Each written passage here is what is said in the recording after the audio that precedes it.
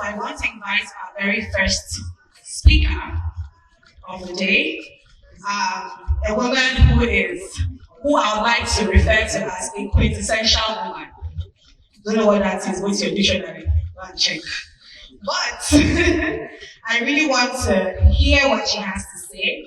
I've seen her videos on Instagram a couple of times, and I look forward to hearing what she has to say. She is a professional consultant and a trainer who helps entrepreneurs, mid and high-level organizations drive more revenue to their business. That's amazing, right? That's amazing. She understands the effort that it takes to find a great and quality speaker for your event. So you guys are not even ready for this. You are not ready, but if your hands are not too busy, can you help me welcome on stage the amazing, the gorgeous, the beautiful Mrs. Just Ibe? Speaking of entrepreneurship, is the closest step to financial security. A round of applause for her, please. All right. Good afternoon, everyone. I know this energy will work for me. Good afternoon, Abuja. Good afternoon, Abuja. Good afternoon, Abuja. Is this how you guys do here? Okay, you guys are chill. So let's do chill. She's introduced me. My name is Just. So this session is going to be very interactive. I'll ask you a lot of questions. I'll try to write certain things down because what I want to do is internal and external work. As much as you're writing, I want something to begin to work internally with you. So that by those internal working, things like ideas, things like answers, you begin to get them just by sitting and listening. And so the first question I want to ask is, if you were given $1 billion today, I expected that, what would you do? Number one, and what would you do with it? Two questions. Before you answer that question, when you heard $1 billion, you said, hi, can I say, be honest. Thank you. If your heart did, what's this woman saying? Can I say and be honest? 1%, 2%, 3, 4, 5, 6, 7. Thank you for your honesty. If you went blank instantly when you heard $1 billion, can I say, man, God bless you. God bless you. God bless you. You went blank, right? And came back. They revealed your financial threshold. The minute your mind went blank, you literally will not be able to see how to make $1 billion. It means if somebody steps on stage and show you the exact way they did $1 billion, because your mind went blank, you'll never be able to do it. So the first step in financial security is your mindset. And I know you've heard this a lot. It means that what you can perceive, what you can see, is only what you can get. So where you are at now, I want you to bring out your pen, your paper, or your notepad on your phone and write, what's the highest amount you can conceive? So if you call yourself a billionaire, what's the highest you have in your bank account or as far as assets and investments is concerned? Can you write it and be honest about it with yourself? When you have written, can I see 2 or 3 people who are willing to share? If you want to share this, can I just see your hand? And like I said, this is interactive. Huh? Okay. I said, what's the highest amount of money you think you can make for yourself? If you were to call yourself a millionaire, what would you say this is your net worth? If you were to read your name on the news today, and they say net worth, this amount, how much are you able to see for yourself? Anybody want to share? Anybody want to share? Yes, please. 10 billion naira. Fantastic. So it's easy to call that amount of money. But if you can, in your mind, the way you conceive 10 billion naira, give me 5 days, write it down that you're able to do that 10 billion naira. I need everybody to participate in this exercise. If you do, when you leave here, you will recognize that you're already the reason why you're not making the money you're making. That's what this is going to do for you. Because the minute you call 10 billion naira, and you're not able to write at least 5 projects that you can undertake with that 10 billion naira successfully, it means that it was just a figure you called, your mind is not ready. Are we done with that? And while you're calling that figure, be realistic with yourself. Any money you cannot see, don't write it. If not, you're pushing the money further away from you. Because if you can't see somebody and fake it or write it, when it's time for you to read, the money will look at you back and tell you, what are you talking to? So now that you have written that, that is revealing to you your financial threshold. Your financial threshold is related to the solutions you can create and the amount of money you can earn or make, whether you are an entrepreneur or whatever it is that you do. That being said, as many of you may have written what your financial threshold is, you don't need to go back and ask yourself, how did I get to this financial threshold? What sets of information made me feel or made me arrive at a conclusion that this is all I'm able to do as far as my finances are concerned? Write it down. Please make sure you're writing. Because you left your house, you came here, you want to learn. This is a foundation. If you don't get this foundation right, you struggle with so many things. And very sadly, if for any reason you are able to make this amount of money, if you don't fix this, your financial threshold, for some reason you go back to ground zero. Let me explain to you. Somebody ever dash you money that is so big that you're not expecting and you're not planning for. What happened? You spent it anyhow. Is that correct? Hello. It wasn't because you just wanted to spend. It was your financial threshold bringing you back to who you are. So your financial threshold will consistently bring you back to status quo if you don't fix it. So having written this down, I want you to attempt to identify the mindset that made you believe this is the most you can do. Was it your experiences? Was it your background? Was it the kind of dealings you had with people in the past? Or is it even your association, the people you hang out with? Imagine that you're in company and friends who all they talk about is urgent 2K. What will happen is, after a while, you begin to see life through the lens of what it is you're surrounded by. So while you're seated, I want you to attempt to write, what are the list of things that has framed this financial threshold that I have? Like I said, this is a deep-seated exercise, and I expect every woman who is here and wants to get results from this class to participate fully and honestly with yourself. Having written that down, what you will begin to find is, to a very large extent, is either you haven't utilized your financial threshold enough, or you haven't even identified it at all. Let me say that again. It's either you haven't utilized your financial threshold at all, or you haven't even identified it. Because if you haven't identified your financial threshold, you'll be writing goals on your vision board that you will never be able to achieve. Because your financial threshold is just not it. But the minute you're able to identify your financial threshold, you can set at that goal, and then you design a list of activities, goals, products, whatever it is, so you get there. And when you get there with the right financial management skills, you are able to retain that amount of money, either by investment, by savings, or whatever the business.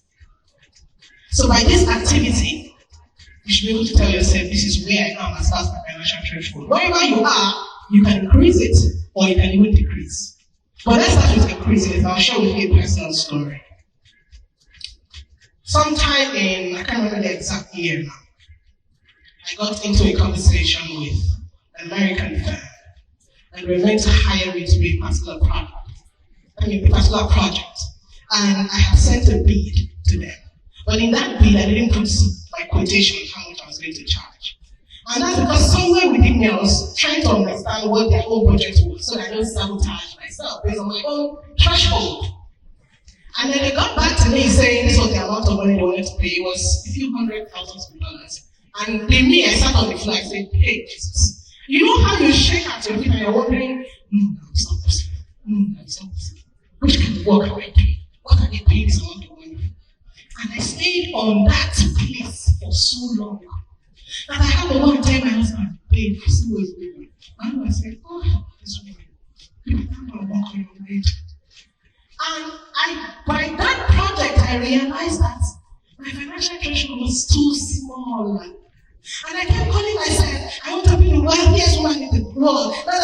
All those confessions we make, the truth of the financial threshold will humble you. The minute it humbled me, I went back to the drawing board. It was no longer about the project. Eventually, I didn't get that project. Because if I had gotten it, I would still mess up the money. Because my financial threshold was not able to handle it. I know that thing scripture says, as far as your eyes can see. After that particular event, I went back to the drawing board. I started asking myself the questions I'm asking you today. In asking myself those questions, I began to uncover things about myself, about purpose, about vision, about assignments that broke down several dimensions of me into who I am today and on the journey of where I'm going to. And you know what that began to bear? Ideas, visions, businesses, mandates, instructions. As they began to come out as visible things that you may call product, businesses, ideas, what began to happen is that I now saw reasons why I could easily walk into a place and tell you, give me $2 billion. And I'm not afraid. Why? Because from sitting down to identify what my financial limitations were, I was able to precipitate out of myself products, businesses, initiatives, mandates, vision that would make me boldly walk up to a billion. So we give me the amount of money. So if I was to ask the same question I asked you earlier, if you got $2 billion, what would you do with it? 5 projects combined. Very simple. But I wasn't always like that. It took exercises like this to make me sit there and uncover. And guess what? $2 billion is just 4 people away from you. Do you believe that? $2 billion is just 4 people away from you. And I'll explain. There are philanthropists in Nigeria, in Africa, in the world who are looking for how to bequeath their wealth to people. Do you know that? Mackenzie Scott gave out all of her wealth to a charity organization. All of it. All. She has worked for it all her life. What did the woman say to Mackenzie that made Mackenzie pack all the money she had worked for her life and give to somebody? And that's just one person. Not 4. You know why I'm saying these things? It looks like I'm talking up. I'm not talking this one money you want to hear me. And it's deliberate. You know why? Because we are in an era where the world is waiting for the manifestation of women. If you don't believe it, you're in the wrong place. Nigeria is bleeding. Africa is bleeding. The world is bleeding. The next frontier of change and transformation is us women who are seated in this room. We can no longer be friends about what just we'll eat and drink. Because if we keep doing that, guess what? The world will give us what we'll eat and drink, but we'll continue being segregated. The opportunity for us to make our mark as far as change is concerned, it will keep eluding us because we are focused on the ephemeral things. The me who is standing here and speaking with you, I wasn't always like this. Just like every other woman, I was ambitious about the amount of money I wanted to make. And then something happened to me in 2020. I had an epiphany, what you may call an encounter. And my life shifted from what I want to get for myself to what I can give to the world. And the minute that happens to you, what will begin to happen is you will see greater than what you have ever seen in your life. So for some of you, the reason why you're where you are is vision. You can't see beyond your needs. If you start seeing beyond your needs, resources beyond your needs will become available to you first in vision. The vision will not make you birth movements, business initiatives, sometimes relationships that will begin to usher you into rooms where the resources required for you to make those change will be available. So, dear woman, when you are seated, ask yourself, what am I seeing? When you sleep at night, and your dreams laced with how can I just provide for my children? In your strength, you will not be able to make that shift. Most of us believe in God, whether you're a Muslim or a Christian. I want you to add in your prayers every day, Father, open my eyes. God opened my eyes. And I'll give you an example of a man we all know in the scripture, Abraham. Whether you're a Christian or Muslim, you know the example, the story of Abraham. Abraham was in his father's house. He was doing okay. Abraham was not from a poor family, I hope you know. Because when he left home, he had cattle, he had 200 servants. He was doing okay. But God wanted to move him from the lines of self-gratification. Wanted to move him from being a local business champion to a global man. You know what God told him to do? Come, follow me. And after God told him to follow me, he said, look, as far as your eyes can see, I will give to you. Abraham was able to see. That's the only reason why he's the father of nations today. If he never saw, he would never get it. And that thing began to birth different kinds of multilateral connections, like we call it. I like to read the scripture and I read it in corporate terms. So when I see him trying to fight with people to get land, I'm seeing bilateral conversations. I want to take territory. That's how I was supposed to enter into new territories and take it. Because he saw. So when you get back home today, as you pray that prayer, begin to pay attention to the things your heart starts saying. And when your heart starts saying them, don't be a quencher. There are women who are daily quenching ideas. They are daily quenching visions. They are daily quenching pain. Sometimes you feel pain of certain things. It's not because you want to feel them. It's because seated within you is the ability to solve that problem if you harness it. Harness it meaning you feel the pain enough to be able to take that pain and turn it into a solution. That's what it is. So that discomfort you're feeling in that job, and you're feeling like my boss is stifling me, my boss is wicked, it's all of that. It's not because you were supposed to rush out immediately. It's because you're supposed to ask yourself, what is within me that's responding to this pain, this comfort? What can I do? This discomfort, what can I do with it? The first time I started my consulting career, I was 4 years in my banking career. And at the time, I was recently promoted, but I started to feel a restlessness because my job was centered around interacting with small business owners. So I saw the in and out of how they make money, how they do business, and all of that. But I became very restless by year 4 in banking. And I don't tell the time, people felt, well, Josh, you're doing well, your career is growing, you've been promoted twice, and all the likes. Technically, I should be excited, but I was very burdened. I was very restless. And the more I questioned the restlessness, the more I realized there was something about me that I wanted to speak to the business owners who I was interacting with there. I pressed into that feeling, that burden, that answer, those discomfort, and it turned into a consulting career. 4 years in my banking industry. So it was safe to say I was running a consulting business while I was in banking. Crazy combination because my job was stressful. But I did it consistently leveraging social media. Several years down the line, we've reached tens of thousands of businesses across the world. But if I had taken that discomfort and massaged it like we normally massage it and cover it, it will never turn into a business. It will never precipitate the products that people are benefiting from today. And just like me, there are hundreds of you who are seated here, and every day there's a discomfort tugging at you. That discomfort is telling you there's an answer seated with you. So you're looking for how to make money, you are the bag. They don't believe me. They don't believe me. You are the bag. You heard that lady say she creates YouTube content and she's paid for it. You are the bag. I'm standing on this podium speaking, I'm paid for it. I am the bag. I'm not different from you. You are not different from me. The difference is you must find what it is that is talking at you and break it down into step-by-step products. And I'll teach you that very quickly.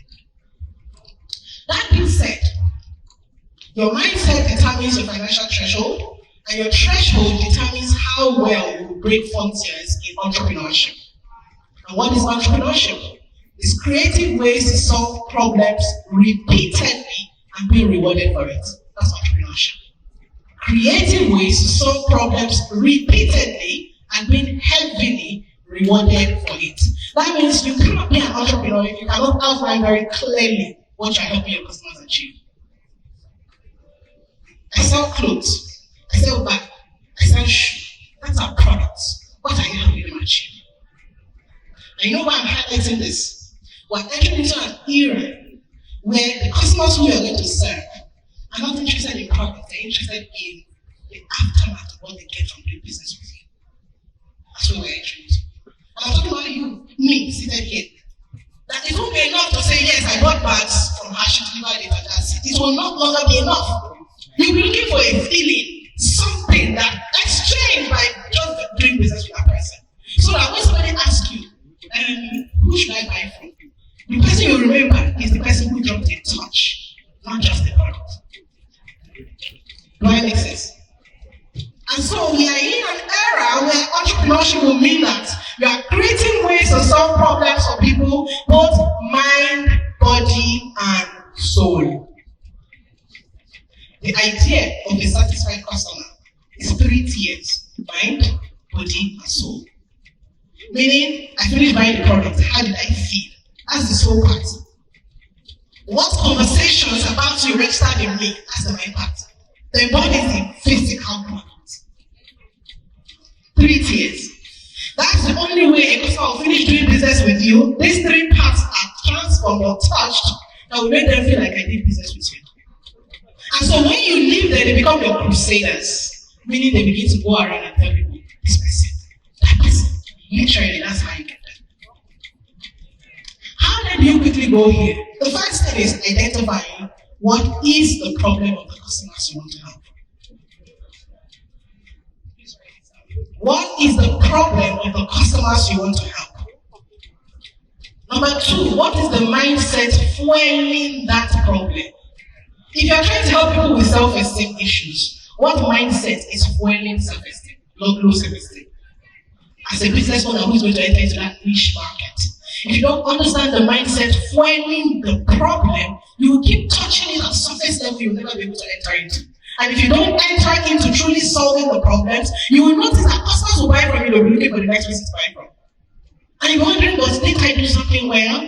It was never what you did well or not do well. It was about the fact that there are 3 cadres of customer transformation: mind, body, and soul. If you master just the bodily part and leave the mind and soul, you shortchange yourself a lot in the marketplace. Because there are customers, business owners like me, who will focus on the 3. And if for any reason your customer jumps me, say go away. Does this make sense? So how do I achieve this? Like I said earlier, ask what is the problem. Second, what is the mindset fueling that problem? Number 3, how does it truly affect them? I mean, what feelings does it really affect in the lives of these customers that you want to serve? You know what these 3 questions will help you answer?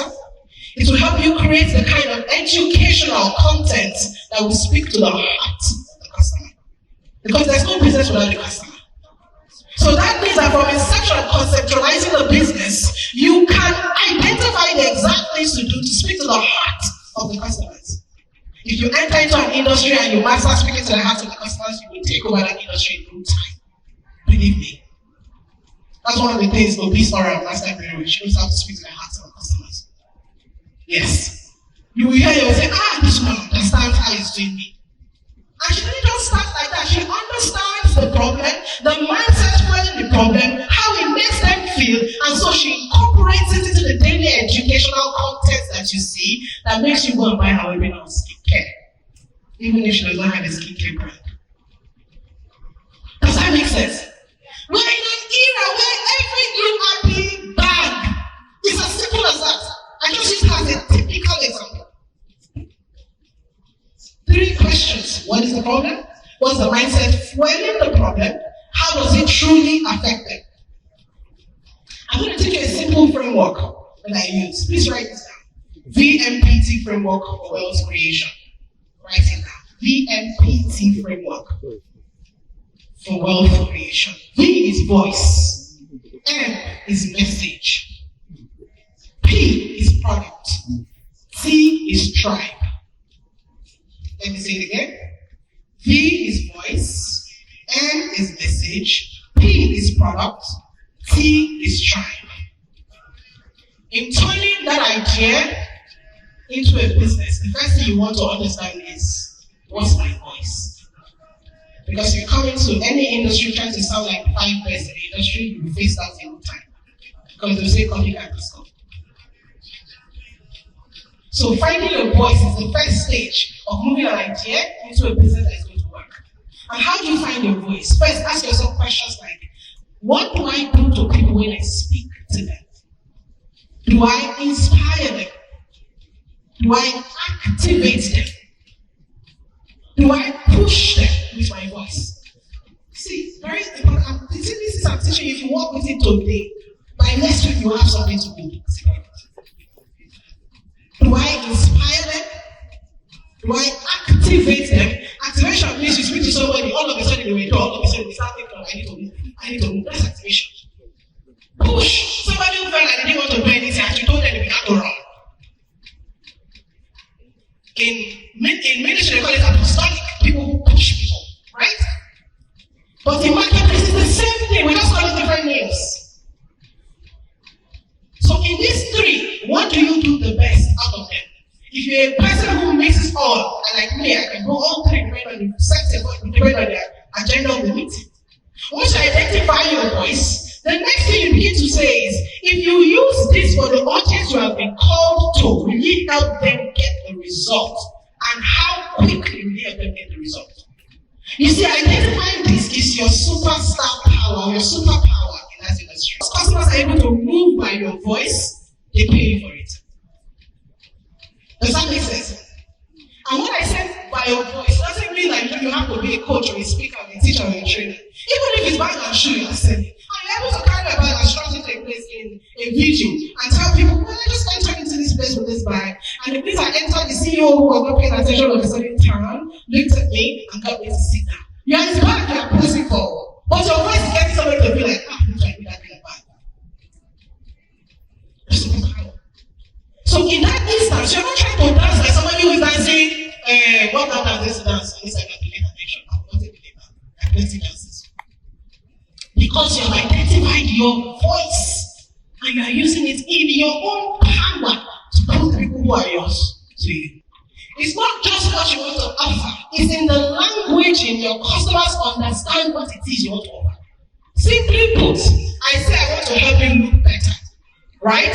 And I come out and say, I have women transform their kids. Oyibo. The customers are just looking for, I want to look better. So messaging is cascading the solution in the simplest language that your customers are looking for. Meaning if they go on Instagram and type skincare, will they find you by typing skincare or you're writing kids in your life? They're writing courage, charisma, posture, good way. You get lost. So messaging is simplifying your solution in the language your customers are looking for that solution so that the minute they come to search for it, they find it. Messaging. The next is product. Product is taking what it is you say you do and putting it in tangible forms that people can interact with and be able to get value. Meaning, we live in an era where you can turn your product into a digital product or a physical product, whatever works. But like I said earlier, pay attention to these three factors: mind, body, and soul transformation. If the product you're going to offer is going to cover just one cadence, start looking for active collaborations that will cover the other two cadences. Yes. So that when customers interact with your product, they know they got a full circle, a whole product, or a whole soul transformation as case may be. So with the product, you have to design, you have to determine how you want to package the product. It's going to be physical or virtual. If it's virtual, what platforms will you use? And the list is endless. If you're going to identify platforms, just go online and search platforms for virtual classes and virtual libraries. If it's physical product, identify those who are within the exact product, whether locally and globally, and understand the kind of packaging, the finishing that they use for their product, so that you too can be able to start competitively and comparatively in that industry. Products. Because once customers interact with the product, the transformation is what determines whether you're in business or not. And once you're putting your products together, make sure that what it is you say you are going to do for your customers is exactly what you did for your customers. Or you are going to do for your customers. If you are not able to figure that out because this is your first time in business, create test groups. Meaning identify people you can try it out with get some results before you go into the full market load. When I started, that was my first thing to do was identify 20 business owners. I put them in a group. And I tried a particular framework on all 20 of them. At the end of the 4 weeks, all of them birthed businesses, literally. And I said, okay, this thing works. So I took their testimonials and I went full blown into the market.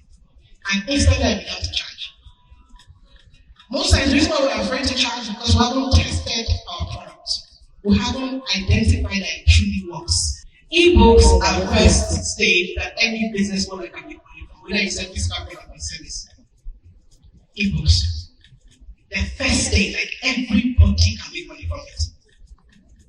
And the idea of e-books or books, as the case may be, is a first stage to put your leg into the door and expand upon the concept of the book into something much bigger.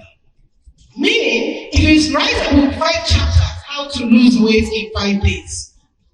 And in that ebook, people can actually read it and lose weight. It means that you can create an online course for 6 weeks and people can lose weight from the same online course. So the ebook is just a minimum viable product, I would call it in tech. If you have that, expand upon it and do something bigger with it. And ebooks are very easy to write. As I said here, you can write chapter 1, chapter 2, chapter 3. I'm not joking, guys. This is, I'm telling you, it can change your life immediately. Because there are things that you know by default that so many of your friends do not know. And when they are, how do you know it? It's because you are going to do something with it. Some of you are looking for money that are hanging on trees while you are the money. There's no money on no tree. You are the money. Your money is inside here. It's inside here. Engage your mind appropriately. And you will see it come out. That being said, the fourth pillar of VMPT framework is tribe. In order for you to truly create wealth, you need to be in the right tribe. When you're in the right tribe, your posture of heart matters a lot. This one, I don't think we'll talk about it a lot as women. I'm going to create that table. When you are in a tribe as women, what I mean by posture of heart is how you look at the most successful determines whether you will be success. If I see you and I feel how you are, speak an attention to it. I will not say it. So some of you enter into tribes, and the first thing you are doing is you are picking the leader of the tribe. The tribe. You can't get there. Yes. Or you enter into a tribe and you say, now why is a lie? It's bubble, it's not true. You see that mindset. The minute it comes out of your mind, by yourself, say, I rebuke it in the name of Jesus. Speak to yourself. Because that thing will hold you back. So we try, so in order to find the right tribe, is the posture of heart to glean as much wisdom from those who are doing well, both the things they are saying and the things they're not saying. Because in every tribe, there are things said and things not said. There are things that you watch. But every time I get the space to sit with her in the same room, I watch out for her character personalities, character traits, the things she don't talk about publicly. Those are the things getting her results. And every time I sit with her, I pick new ones and I write like these are company secrets. And I go and I run with them. As I run with them, I begin to see that kind of results. Now, if they told her that I was she's the one teaching me those things, she would never believe it. Because she's never opened her mouth to tell me. So many of you who are in close proximity with me, you're not watching. Why not? Success leaves clues. What does clue mean? You will see it. I just want it to be dropping. Are you picking the clues? Or you are fixated on just the result she's purported or created, and you're forgetting that the clues lead to the result. Tribes. God created us to be in community so that we can leverage each other's strengths, weaknesses into exploits. The posture of heart either limits you or pull you into who you should be. Yesterday I met this lady for the first time physically obese. And we were speaking. I learned 3 new things from her. I said, she doesn't know she will never know. Yes, that's how I am. She will never know. But I picked it. As you're watching me today, are you learning anything aside from listening to me? Because chances are the things I do will lose you. I will never hear me say it. But if your posture of heart is right, you pick it. As you pick it, you'll run with it. And that's what tribe. With tribes, identify the reason why you're in that tribe. Don't just join everyone in a tribe. Every human being has an inner compass. You may call it intuition, you may call it conscience, or may call it the Holy Spirit. I don't know what you call it. Every human being has an inner compass. And that inner compass will tell you to stay here, this is the right place.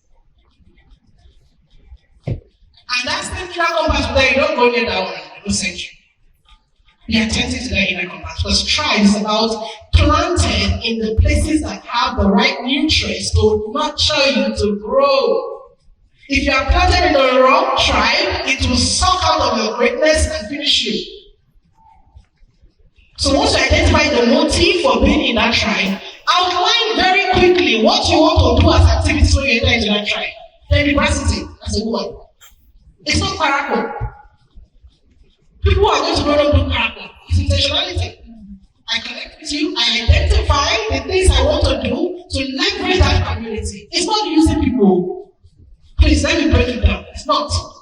If I'm entering into a community, I am clear the motive, I am clear the next set of things to do to be able to get the best. And when I'm at it, I'm clear the kind of value you're bringing to the table. Because in every tribe, those who are taking the most seriously are value givers. And if you enter into a tribe without understanding your value, you almost become a niche. So feel like everyone is ignoring you. They are not ignoring you. Human beings are just looking for where they can get better value. You inclusive, you are being realistic. So whenever you see that person is selfish, they don't care, you too come. It's because you're looking for what you want and you're not getting it. That's why you're making that selfish.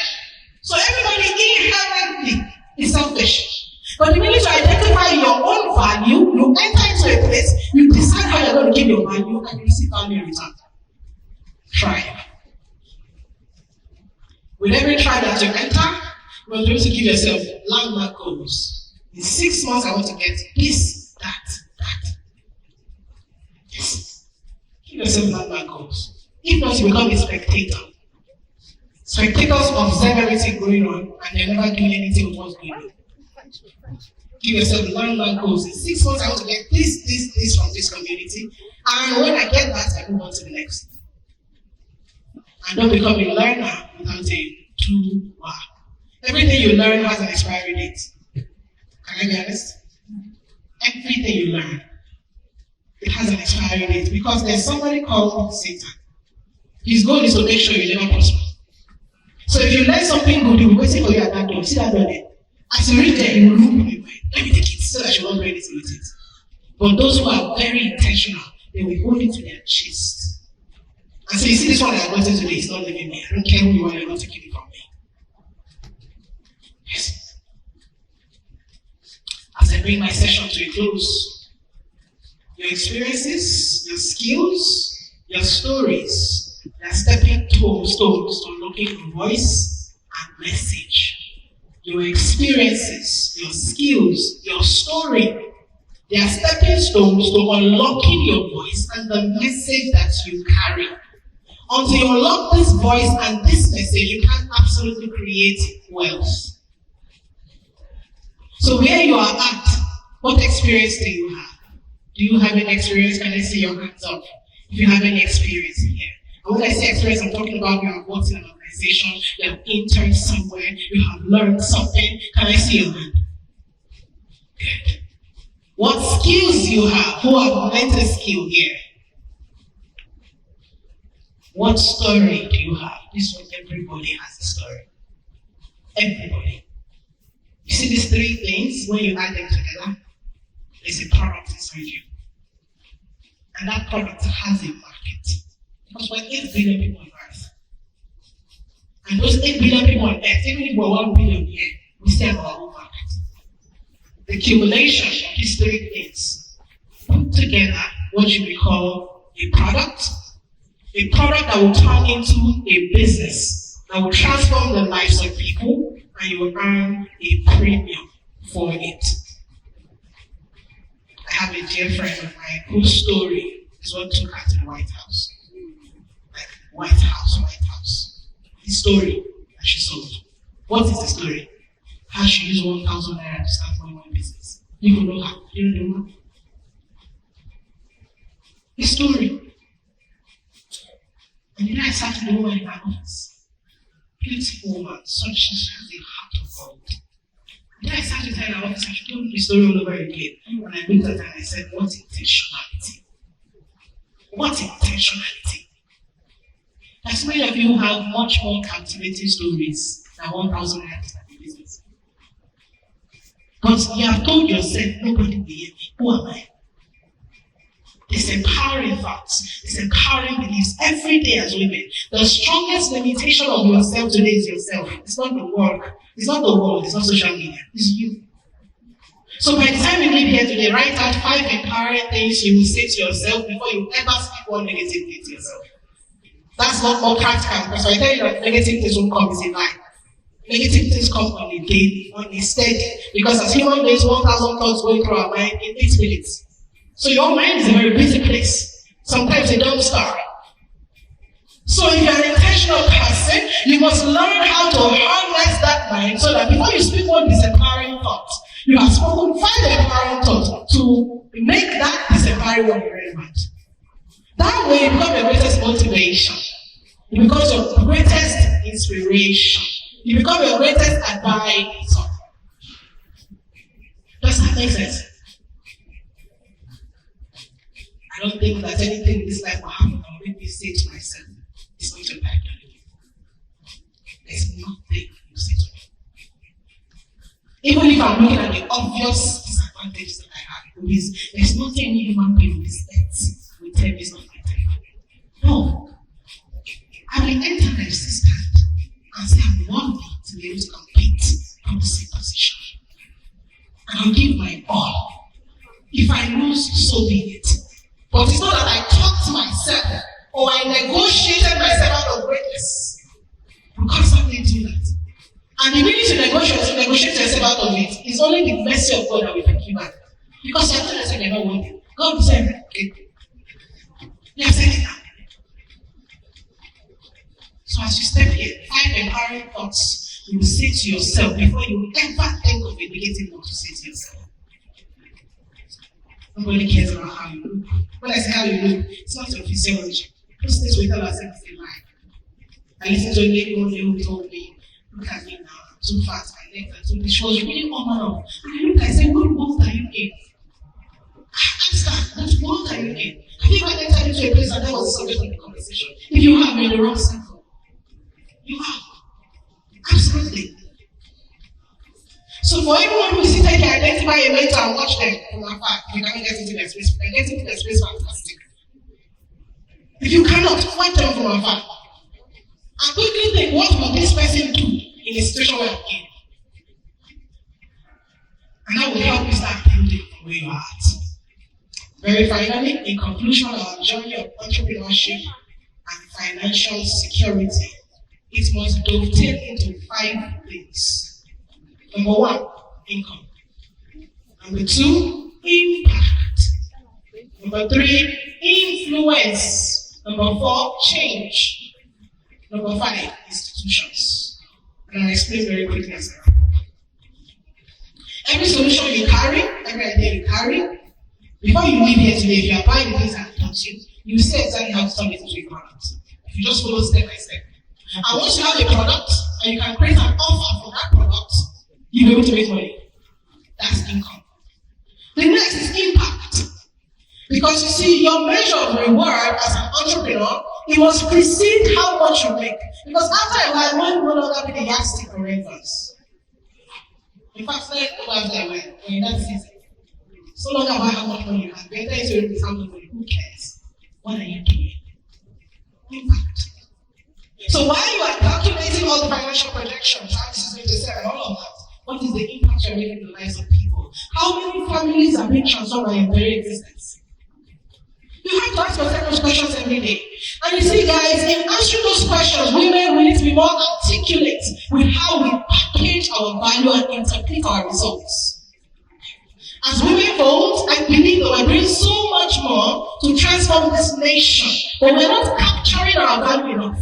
Give me an example. I mentor women, and in mentoring them, I notice what begins to happen to them is their families are transformed, their children are transformed, their businesses are transformed. It's all right. That's what happens when I mentor people. And you know, when I'm trying to capture my value or my contribution to society, what I say is I create wholesome people who are worthy of building institutions in this nation. I'm developing leaders in every generation. Because I understand the value and the impact I'm creating. So if all of us begin to capture our impact this way, you will notice that you'll say it's really like 70% of the world in this nation. Why not? Every time I read impact report of organizations, I'm blown away at the way these guys capture it. So the Living Foundation, if you read this impact report, you will wonder what is he doing that the other foundation is not doing. It's the same work. But these guys have mastered how to capture their impact. That's why they will enter into rooms and shake them, they will leave you. Women have come to challenge you today. You see, my personal contemplation is what I'm pouring on you. That I want to enter into rooms and they're talking about the impact it speaks because you can read it. As far as people, as far as poverty, as far as child mortality, you are breaking it down. If you are selling anything that helps people breastfeed better as a product, whether it's lactation with disease or whatever they call those things, do you know what you're doing? You're improving maternal health. You are reducing child mortality. We don't capture these things as women. If you're helping people look better, you're reducing suicide rates because their self-esteem is better. Do you see this? Impact. And the third cadre is influence. We need to rise to levels of influence where we can call the shots in this nation on the global scale. And it's not only people like Ashake that should be influential. And I said that not sarcastically. But the reason I said that is because we as people are the ones who have created a lens or a prism with which we value people. It's we that created it. That means we can uncreate it. You see a person who is doing so well, they will not celebrate the person that will celebrate in this case. That's not to say there's anything wrong with celebrating those guys. They're doing well. They're bringing us on global platforms. But it doesn't demean what the other person does, let alone not be celebrated. And it's us that are creating it.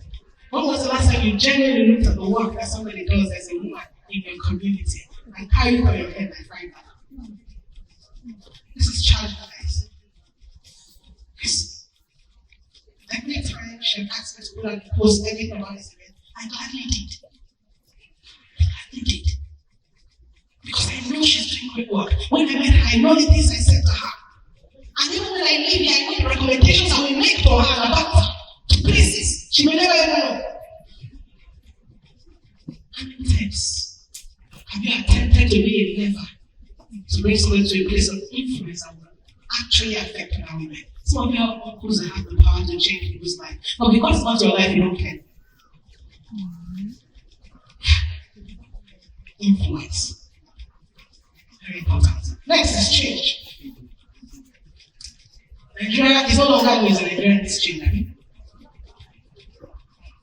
Together we'll begin to galvanize our efforts and see how we can take a cadre of society and change it. A few months ago I saw a news of a mountain in I think it's Goma, DRC, where they found gold. A fresh mountain where they found gold on the entire mountain. And the preceding news I read after that is that some men went to buy the entire mountain. And when I read that news, I said, women, I didn't cross our mind. You can also buy the mountain. You said, let's do it. Meanwhile, the right resources in the hands of a woman will change the entire community. We know that. And that's because most of the time we are driven by our personal needs. The latest Range Rover, latest cars. Those things are not bad, don't get me wrong.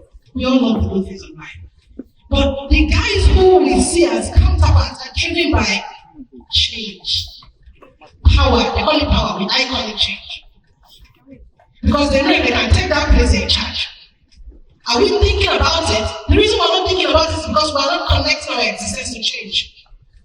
The minute we begin to do, we begin to think of different ways to expand our influence, expand our wealth, so that we can cause active change.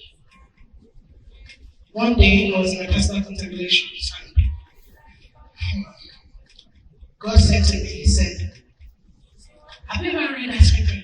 Deuteronomy that says,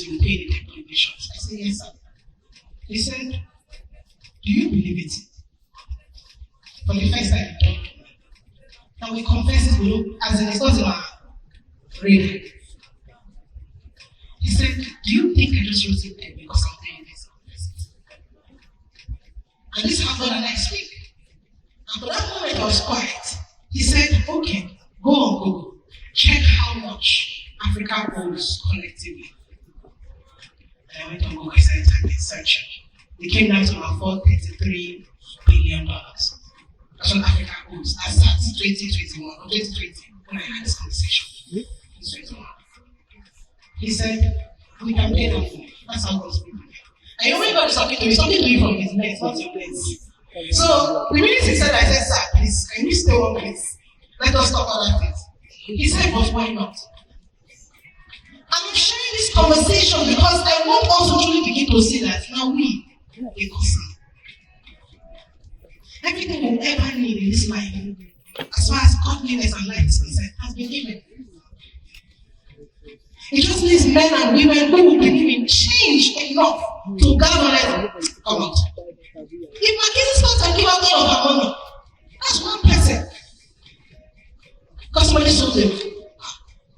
So if somebody sees me today and says, tell me, why should I partner with you? Why should I invest in you? What I say that is what comes out of them. And what comes out of them is the same kind of change I can make in Nigeria or Africa. Yeah. As I leave you with this, in Nigeria, one of the greatest problems we have is weak institutions. The reason why everything affects the economy is because we have weak institutions. Institutions start with people like men. When I say men, I'm talking about not gender now, human beings. An institution starts from a person who is in charge of power, who has power to run. The minute we begin to look at ourselves as institutions, vis-a-vis your ability to enter into a place and change everything there, will make Nigeria better. It's not chop you, I chop, or do I do. It's the fact that an institution must work, because if it works, it obtains into the prosperity of a collective number of persons. We all came here to learn how to make more money. You want the money? The world is waiting for the manifestation of the money that you carry, so that they can give you more money in the world. Let me say that one again. We came here to learn how to make money. You are the money. And the world is waiting for the manifestation of the money you carry, so that it can give you more money. May God bless you in Jesus'